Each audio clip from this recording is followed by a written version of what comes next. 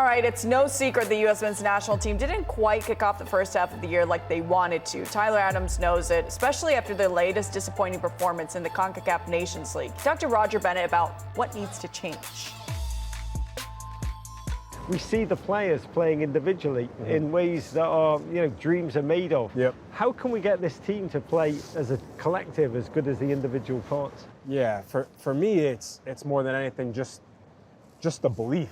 You have to believe before you go out on the pitch that you're able to win, that you're able to compete with any team. I don't know if the little bit of success that we've had, whether it's Nations League and having the opportunity to play in World Cups at such a young age, that we've taken it for granted, but the mindset needs to shift, and it needs to shift quickly, because with a World Cup on the horizon, you can't be taking a World Cup for granted on home soil. From what to what? I don't think it's this naive mindset. I don't think it's we've had too much too soon mindset. I just think it's we need to get back to the basics, and the biggest thing for me is just compete at a high level. We don't need to play the most beautiful game of football. It doesn't need to be, Guardiola-esque football. Yeah, that's club football. You know right? what I mean? We Yeah. don't have the time for that, but you have time to compete. You need to have the mentality that when you come in, you're going to kick people in the appropriate way, kick people, foul guys, understand what it means to represent your country. And I think we need to understand that not everyone gets the opportunity to represent your country. So I think in the next camps leading up to the World Cup, people need to represent the country in the best way. When you have players like Clint Dempsey, when you have Landon Donovan saying, it looks like people don't give a crap about playing. Yeah. What does that feel like inside? Is it motivational? Is it a criticism you take on board? Or does it make you feel like, guys, the struggle that we're dealing with here? Yeah, I mean, they definitely know the struggle of what we're dealing with. They've definitely all dealt with times in their national team career as well that has been difficult, but I wouldn't disagree with anything that they're saying. The way that we've played and the way that we've competed, 100%, it looks like we don't care. I mean, how do we go out in, some of these games and not have the attitude to be ready to compete? I don't think anyone's saying anything when you come out and you lose 5-0, but you're running all over the field, you're competing, and you just say at the end of the day, that's football, it just wasn't your day. But we need to show that mindset, show that we care, show the character that we have. Who cares about the football anymore? Show that we want to be there and want to compete. I mean, the Pochettino's game is all about grinta. Yeah. It's all about fight. Yeah. It's all about willingness to suffer more than the opponent. Yep. In those two games, I mean, there was very little evidence of any of that. How do you understand that, and where do we summon it from? Yeah, it's a great question. I can say from a personal perspective and from a team perspective, he came in after those games and he was disappointed, as anyone would be. Like you said, his game is built off of that grit, being able to outlast opponents by running and competing and playing a high intensity of football. That didn't represent, I think, the style of play that he wants to play, and it didn't represent us. So who speaks in those moments, and what do they say? He spoke after those games. We also spoke individually and collectively as a team. I said a few words, Christian said a few words, Matt Turner said a few words. Our leadership group, or more or less, it's great that we won Nations League 3 times. It doesn't matter. You know what I mean? That's the mindset that we have to have. It's like the next thing, like just like a well-oiled machine that, we're programmed to go out and compete at a high level. So we said that our feelings were definitely made felt, and we know that it needs to improve.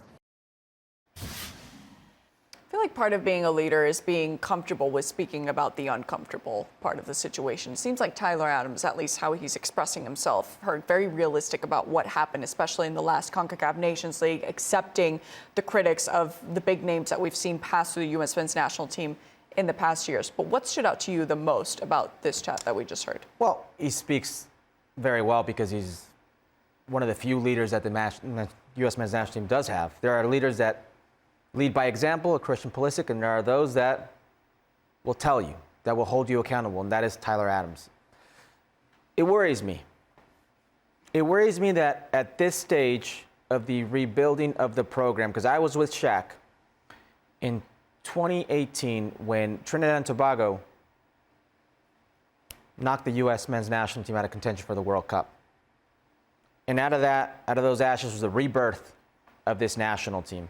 And a lot of these players were kids who were gifted an opportunity with the U.S. men's national team when they didn't deserve it. When under any other circumstance, they would have not have received that opportunity. They didn't have the experience of first-team football. They weren't ready for it, but they said, we can't afford, we have to rebuild now. And being gifted that opportunity, good things came out of it for these players. They grew, they excelled at the level they were in, they went elsewhere to bigger and better. European platforms. And this is supposed to be the generation that played better football, that was building out of the back, that actually felt how football should be played like the highest of contenders in the world. And yet here you have the captain of the team, and what he's asking from his players is attitude, is for you to care about wearing the jersey, is for you to go out there and act at least like you give a crap.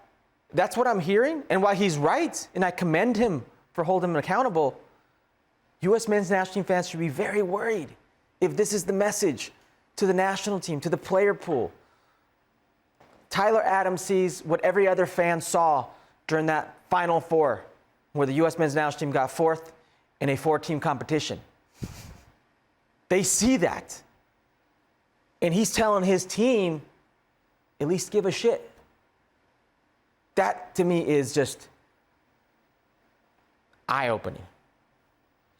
I have to agree, and it struck me, and on first seeing that, Tyler, and while I agree fully with everything he says about an attitude around U.S. men's national team, around their performances, and about a certain level of accountability. Now, the thing is for me, when you look at squads, certainly where individual players are playing, in terms of European positions, who's involved with European clubs, U.S. has the strongest kind of strongest makeup of arguably everybody in CONCACAF. Why does that not translate to an understanding the day-to-day grind of professional club football, be it in Europe, be it elsewhere? You have to bring your A game. You have to be 100% every single day, yet somehow when you arrive on duty for the U.S. men's national team, that does not seem to click. It just does not seem to happen for whatever reason that may be. And maybe I'm not best positioned to make this comment or to make this judgment, but I cannot help but wonder if there is enough accountability, if there is enough pressure, even from a Trinidad and Tobago point of view, from our perspective, a small country who are accepting of a lot of mediocrity, subpar performances will be called out on the street, in your public and social spaces, in a way that I'm not sure the U.S. men's national team players will be or have to endure. It'll get called out on the streets at their clubs in their respective cities where they play. But I'm not sure that it happens here. And I just can't help but wonder if that is a part of some of this mediocrity that you see at times from the U.S. men's national team. Because there's no question in my mind that it's talented enough, experienced enough, that they have enough grit, but it just doesn't come together. Something to wrap it up? No, just I think Shaq is right. It exists in a vacuum in the cell. If the U.S. men's national team player throws the cell away, he's not going to hear the noise. Because culturally, America, the United States, is not at the level of other countries where page 6, where it's front page, where it's going to be on the news, where where you go dine is going to be common chatter. I saw this player here, and then people come up to you and they try to hold you accountable. That's not the culture we live in. And certainly, those players are held more accountable at their club settings than they are with the national team, and that's a massive problem. I've also found that with the U.S. men's national team... Quick shot, we got to move on. Sorry, excuses come easy. For years, I've heard that the U.S. doesn't have enough players playing out in Europe when everybody in CONCACAF was aiming to play in Major League Soccer. So it just, again, that didn't add up for me either. Yeah, a lot of it isn't translating, and clearly now they suffered the consequence. You know, I made 4 plays, okay, but how many were competing? Well, 4. So you're in last place.